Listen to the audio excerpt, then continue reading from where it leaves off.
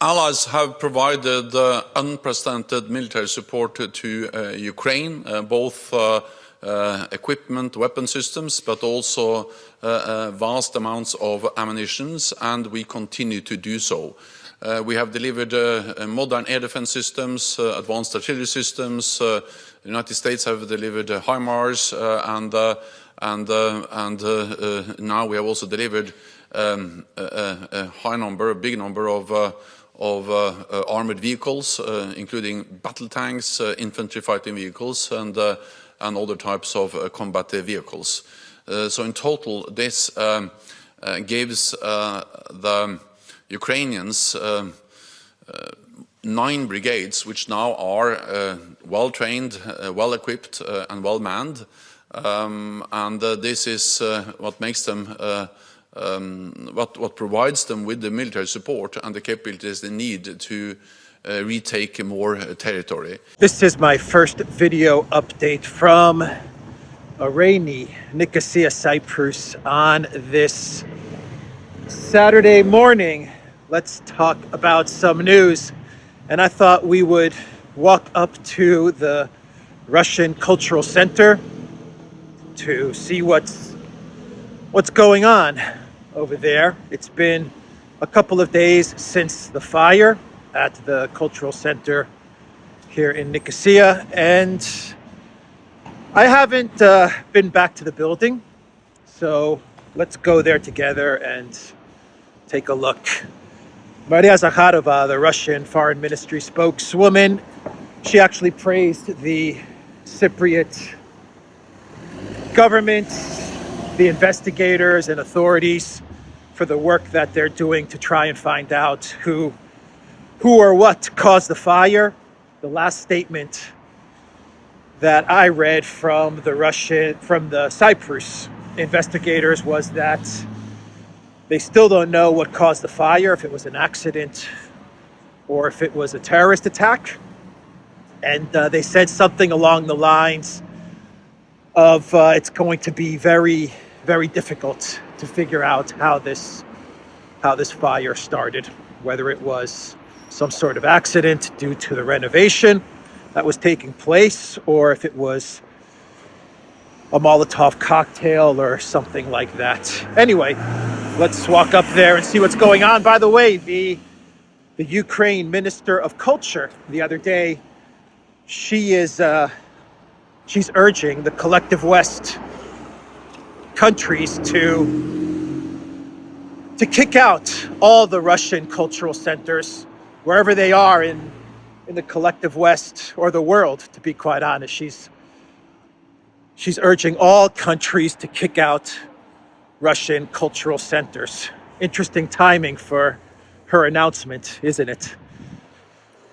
Let's talk about some news, as the rain is really coming down now. And Stoltenberg's speech yesterday, 9 brigades.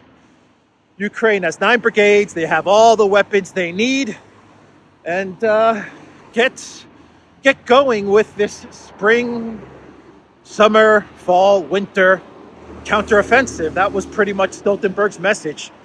You've got everything you've asked for, now get moving on this counteroffensive. So the New York Times said that Ukraine is preparing 12 brigades at, what did they say? 12 brigades at like 4,000 men. Stoltenberg said 9. He didn't give a number as far as the makeup of the brigades. He says something like 1,300 vehicles and tanks and stuff like that. 1,330 or something like that. Basically, Stoltenberg was like, look, we've given you guys everything that we're going to give you, so let's get this counteroffensive show moving along. So there's the building right there. You can see the Russian flag painted on the side of the cultural center. Let's walk over and get a closer look it's not cordoned off, so it's I guess it's okay if we walk up towards the center and have a look.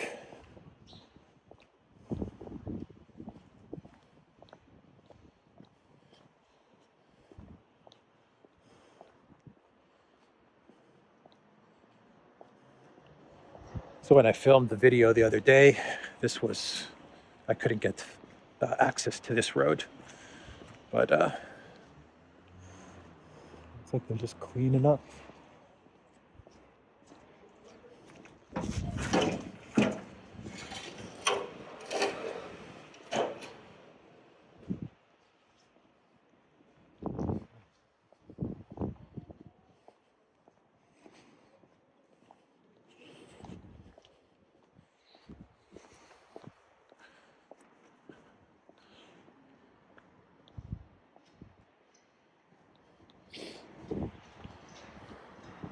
Okay, so look, that's the damage. I don't see any police around, which is bizarre.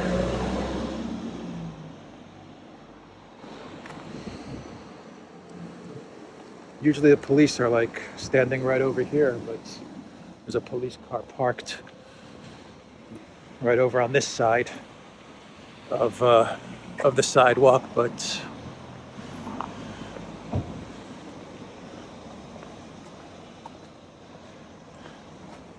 I don't see any police anywhere. Interesting. Let's see if they're around this way.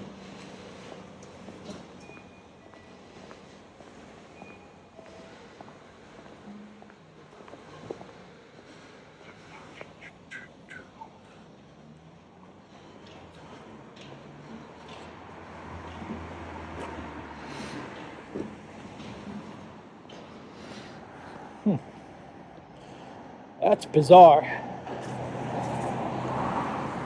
All right. Okay, so let's continue on with the news. I'm a little bit surprised that there's no police around after what happened. So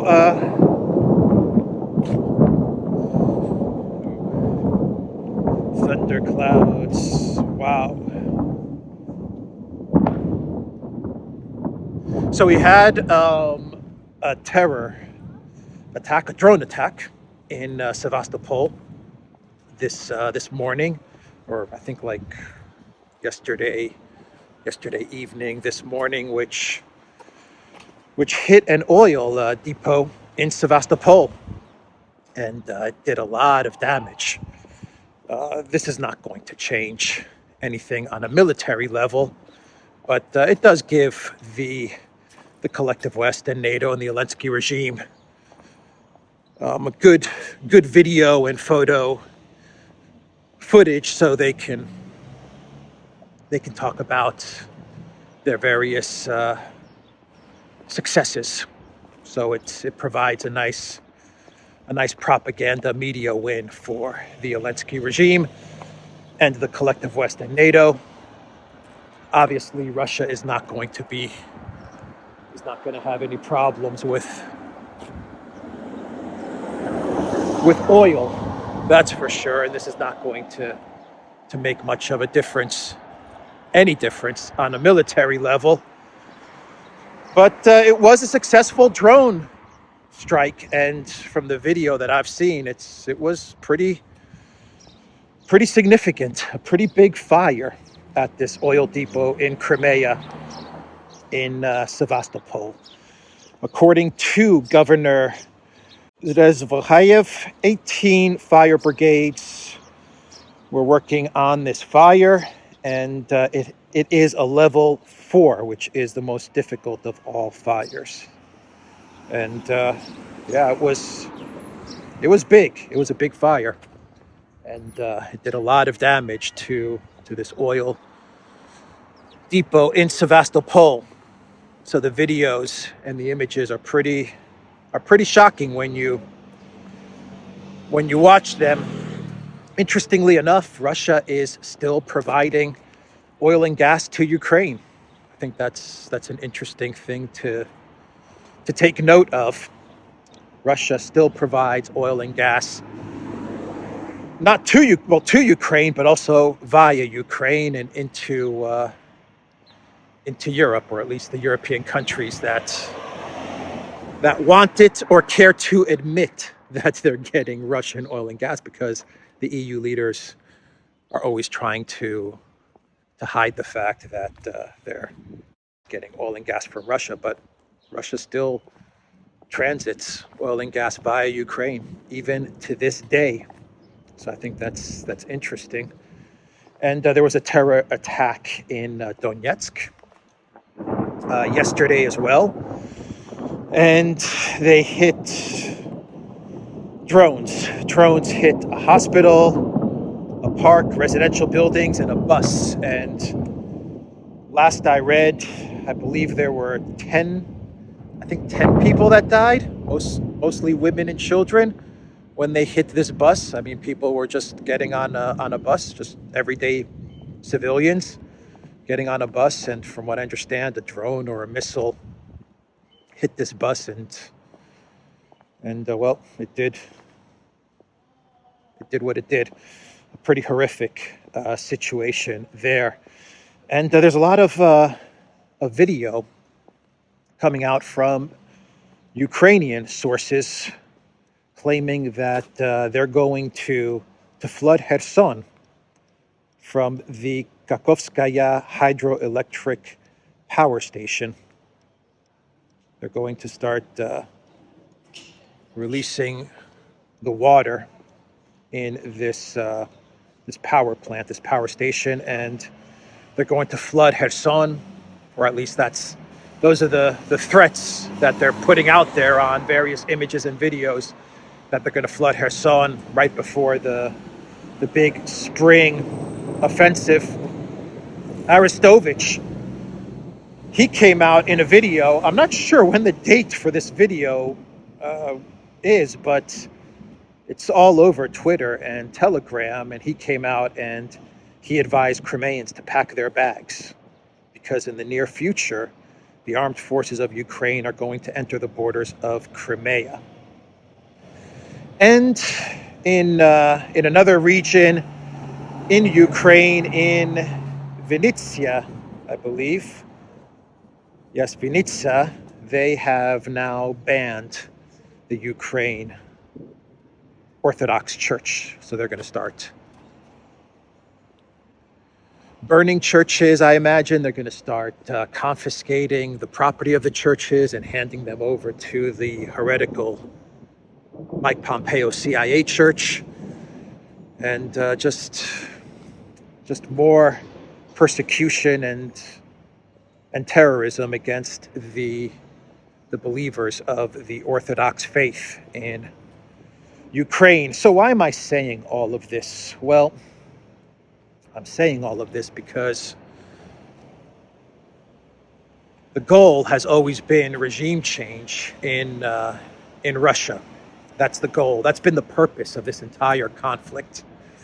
It has always been about regime change in Russia, and the collective West, the European Union and the neocons, they have been using Ukraine. You could say they've been using Ukraine over the past, say, nine years as a type of proxy. Putin called it a battering ram against Russia so that they can get the regime change in the Kremlin and then eventually break up the Russian Federation. That's always been the plan. That remains the plan. And the reason I bring up all of these terrorist acts and these drones hitting oil depots and the images of the oil depots on fire, terrifying images of the oil depots on fire, a bus that has been hit by a missile or a drone as they attacked Donetsk. This was in Donetsk, by the way, this latest attack that killed 10 people. The reason I bring all of this up, the threats from Arestovich, is because I believe that even the counteroffensive, the big spring, summer, fall, winter counteroffensive, is not really so much about delivering a win for Ukraine. I don't even think the collective West and NATO care that much about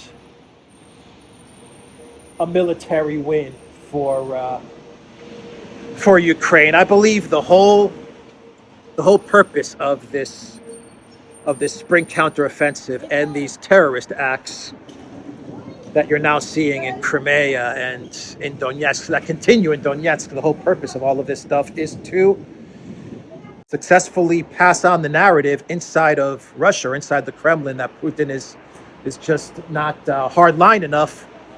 Then I think the neocons are saying, maybe we'll get some sort of Kremlin regime change. Anyway, Putin was speaking in St. Petersburg. He gave a speech at a meeting of Russia's Council of Legislators in St. Petersburg. And he said that Russia is currently enduring economic aggression from the collective West. And he said that the country's legislators and all the branches of government, they need to work proactively rather than try to wait out this difficult period. The ultimate goal is creating a basis for the long-term independent and successful development of our country. Putin said, "What are the rules? Who wrote them, these rules? They write somewhere under the blanket and do something about it under the blanket themselves, but we will not crawl under the blanket to them and are not going to follow their rules either." So that's what Putin said as he was speaking in St. Petersburg.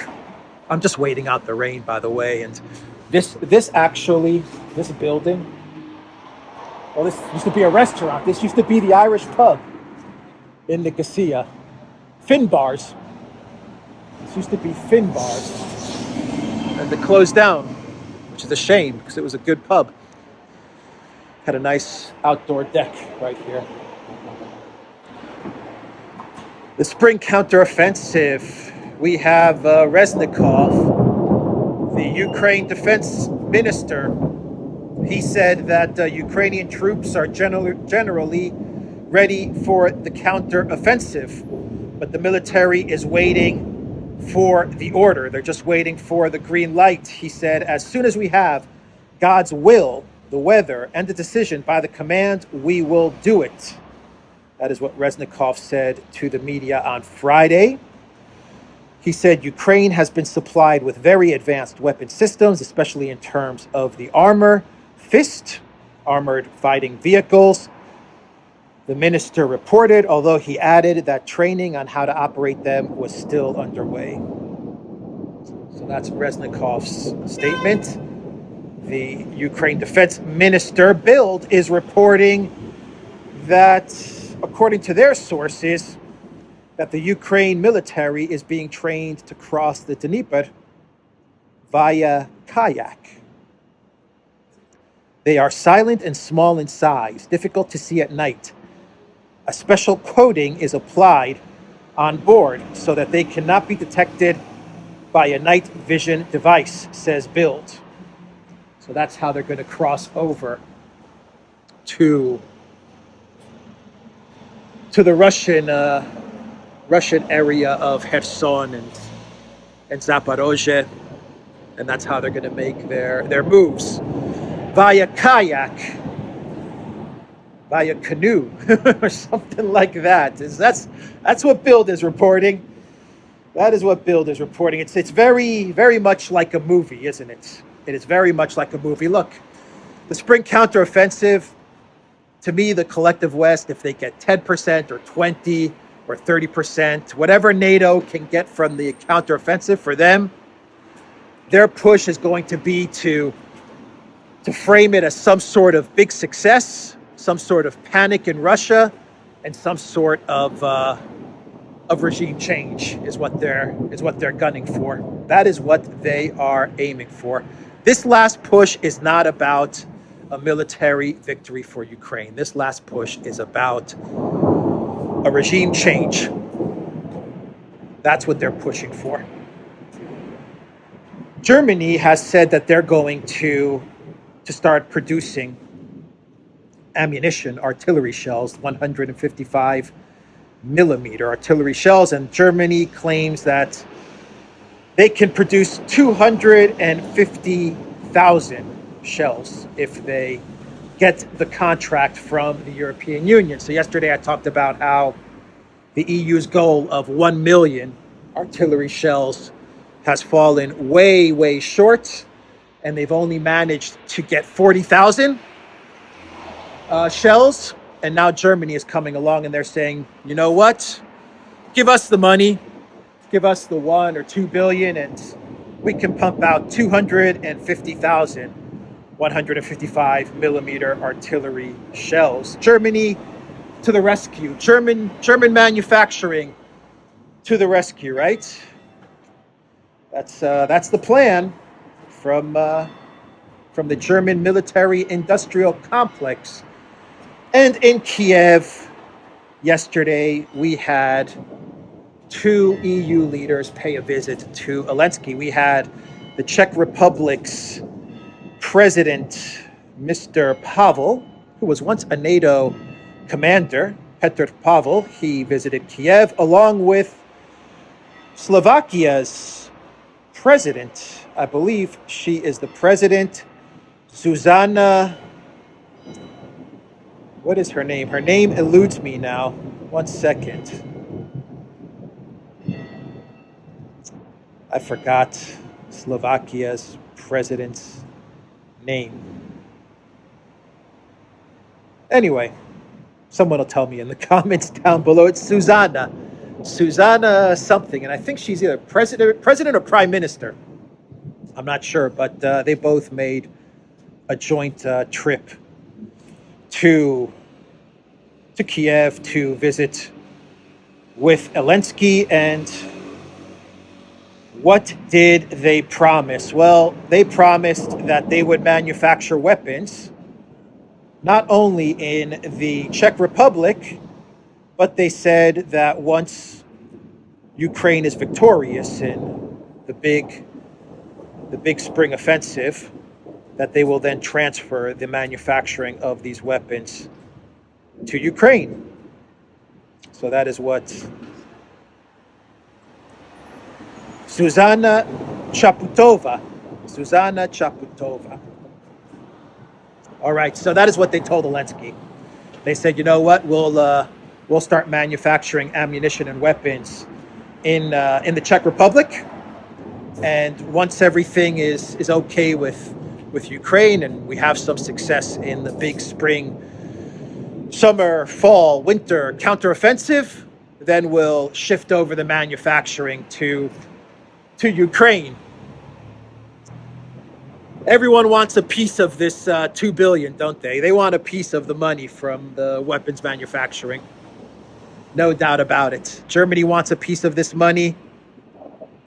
Czech Republic, Slovakia, they want a piece of this money. They all want a piece of this slush fund action. Absolutely. Ever since the EU announced that they simply cannot find companies that can produce this ammunition and get their 2 billion euros from producing the ammo, all of a sudden we have German manufacturers and the Czech Republic and Slovakia coming out and saying, no, we'll manufacture it. We can do it. And they're going to transfer the manufacturing to Kiev. Yeah, right. If you believe that, I've got a bridge to sell you. So as they were giving a press conference, Elensky and Chaputova and Pavel, Elensky fielded a question from a journalist who asked Elensky, "Is the spring counteroffensive, is it still on?" And Elensky said, "There will be.